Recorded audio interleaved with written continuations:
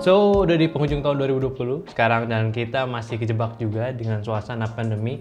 Udah banyak naik turunnya berita tentang hal tersebut ya, yang mana bisa ngasih harapan atau enggak bikin kita introspeksi lagi gitu ya. Ya banyak lah hal-hal tersebut kayak udah biasa. Jadi kita nggak tahu nih kapan ini berakhir, tapi ya berdoa aja biar cepat selesai. Dan kita pun juga harus merencanakan apa yang perlu disiapkan dalam waktu dekat-dekat ini, yang mana yang bakal nyampe ini adalah tahun baru. By the way, selamat datang di channel saya Media. Kali ini gue berada di konten close up lagi, jadi bahas santai aja dan semoga idenya ini bisa kalian cerna sama kalian lakuin juga. Oke, kalau kita lihat lagi dari sisi realistisnya tentang tahun depan ya, kalau menurut gue sendiri itulah tahun yang sama aja seperti biasanya.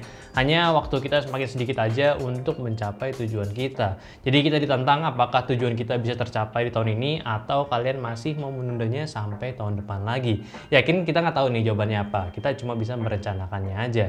Sama, gue pun gak mau begitu juga, karena gue bisa anggap tahun inilah tahun yang paling berat buat gue pribadi dan tentunya buat tim kita juga, CSM Media. So, sebagai individu yang gak mau ngebebanin tim dan ingin bantu teman-teman juga terus mencapai tujuannya, gue pun juga ingin mencoba mengubah pola hidup lagi yang lebih produktif dulu.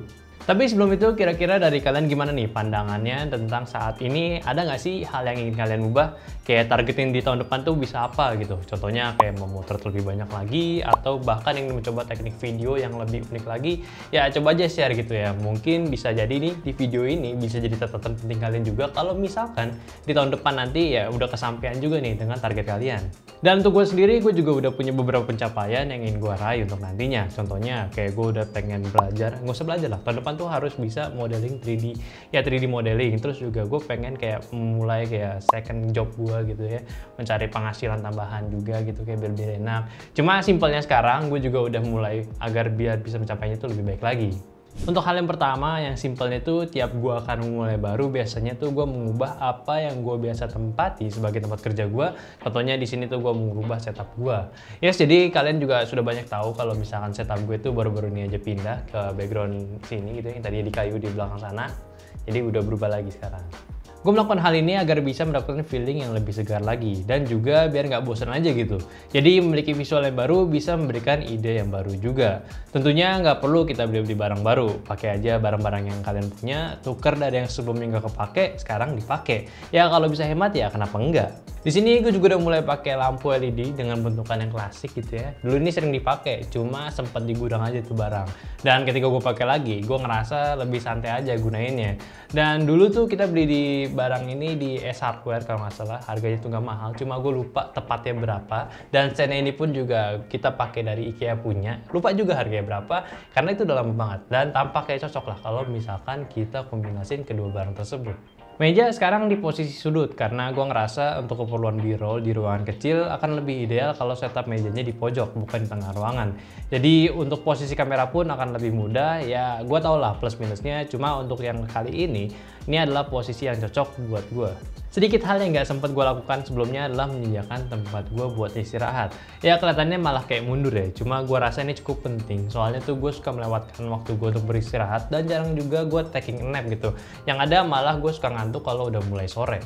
Makanya sekarang gue beli matras. Kelihatannya susah gitu ya. Tapi untuk penggunaan di ruang kecil, hal ini cukup menguntungkan karena gue tinggal lipat aja dan simpan lagi matrasnya jika di ruangan ini mau dipakai buat syuting. Lagi pula kalau gue lagi santai rebahan, gue juga masih bisa nih pakai laptop gue sambil tiduran, kan masih enak juga. Jadi lebih nyaman lagi lah. Kalau bisa berguna ya kenapa enggak cuy. Nah, untuk yang di atas meja, sekarang gue juga mau on point lah, nggak mau macem-macem. Sekarang barang reviewan itu harus gue pisahin. Jadi cuma dekorasi, laptop, sama kipasnya aja gitu. Keyboard DIY gue, terus juga sama mouse ya, mousepad gue rasa udah cukup, plus headset sih. Udah gitu aja sih. Dan untuk laptop ini sebenarnya berbeda-beda, cuma utamanya untuk di meja ini gue lebih biasa pakai laptop ultrabook gitu, karena lebih enak dipajang. Tapi dikarenakan kalau gue syuting itu banyak yang memerlukan gaming gitu ya, jadi yang mostly yang muncul di kamera ya laptop gaming doang. Dan sebetulnya akhir ini gue juga lagi sering gunain laptop dua layarnya si Asus, yaitu si ZenBook Duo. Dan gak tahu kenapa mereka pinjemin terus nggak diminta balik gitu ya. Jadinya ada laptop bagus ya, gue pakai aja. Sedikit bahas laptopnya, gue suka menggunakan laptop ini untuk ngebantu gue multitasking. Karena gue orang itu nggak bisa ngebagi dua window dalam satu layar. Apalagi sebuah laptop yang ukurannya tergolong kecil, jadi ya better pakai dua monitor atau cuma satu aplikasi yang muncul aja. Nah, setelah gue pernah menggunakan Asus dengan dua layar kayak Asus ZenBook Duo generasi sebelumnya dan juga ROG Z Plus Duo, gue ngerasa menggunakan dua layar atas bawah itu cukup membantu. Ya walaupun nggak seenak pakai monitor tambahan, tapi ini tetap berguna lah. Kadang kalau gue lagi bikin script, gue bisa aja nih taruh data-data buat script gue atau bahan-bahan itu di layar yang utama, di layar atas, dan script itu gue taruh bawah.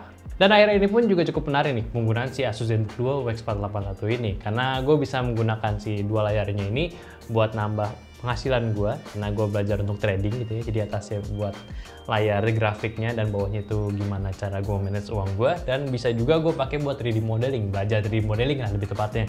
Jadi tempatnya itu kayak gue menggunakan si layar utamanya ini buat si software blendernya, terus di layar keduanya ini lumayan lah bisa dipakai buat video tutorialnya.